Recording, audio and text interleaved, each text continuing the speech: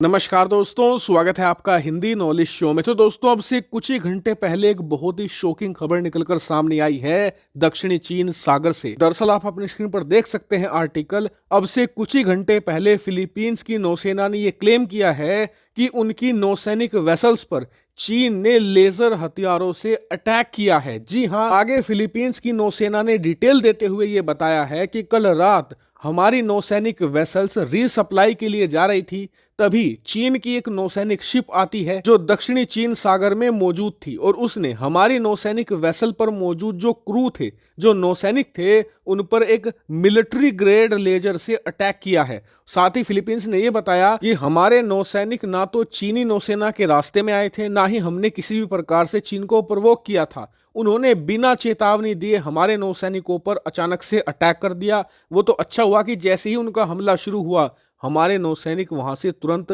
वापस लौट आए, जिस वजह से हमारी नौसेना को किसी भी प्रकार के जान माल का नुकसान नहीं झेलना पड़ा है। लेकिन इस खबर ने दुनिया को हैरान नहीं किया है। हैरान इस बात ने किया है कि हाल ही में फिलीपींस के अंदर नई सरकार आई है और नई सरकार चीन के फेवर में मानी जाती है। यहां तक कि फिलीपींस के जो राष्ट्रपति हैं, वो पद संभालने के बाद पहली बार जिस देश का दौरा करते हैं वो भी चीन ही था। लास्ट मंथ ही वो चीन गए थे और वहां पर बड़ी बड़ी डील भी करी थी।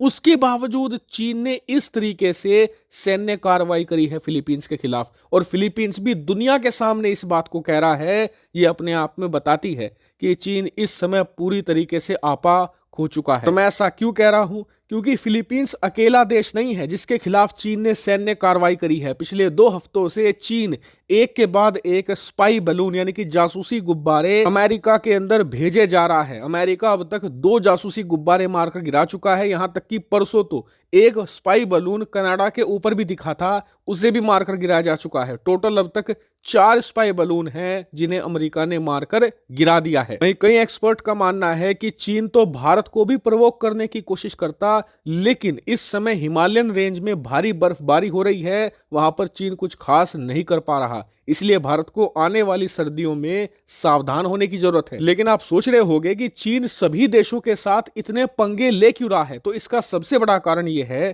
कि जब जब कोई तानाशाह अपने देश में घिर जाता है, जब जब उसकी आलोचना की जाती है और उसे डर लगता है जनता से, तो वो क्या करता है? दुनिया के कुछ शक्तिशाली देशों को चुनता है, उन्हें अपने देश के सामने दुश्मन बताता है और उनके खिलाफ सैन्य कार्रवाई करके उन्हें प्रोवोक करने की कोशिश करता है। उसके बाद अपनी जनता को वो कहता है कि मेरा साथ दो, वरना ये लोग चीन को खत्म कर देंगे। और इस समय चीन के राष्ट्रपति शी जिनपिंग यही कर रहे हैं, क्योंकि इस समय उनके देश की पिटाई ना सिर्फ इकोनॉमिक तौर पर हो रही है, बल्कि घरेलू तौर पर उनकी राजनीति भी पिट रही है। कि पिछले 3-4 महीनों में चीन के अंदर जो प्रदर्शन हुए हैं, जो शी जिनपिंग के खिलाफ खुलेआम नारे लगे हैं, उससे उनकी पोजीशन बहुत ही ज्यादा कमजोर हो चुकी है। इसीलिए शी जिनपिंग हर हाल में किसी ना किसी देश के साथ एक बड़ा पंगा चाहते हैं। और इसकी सबसे विशेष बात यह है कि ये पंगा जितने ज्यादा शक्तिशाली देश के साथ करेंगे, उतना ही ज्यादा डर चीनी जनता को दिखाकर सपोर्ट हासिल कर पाएंगे।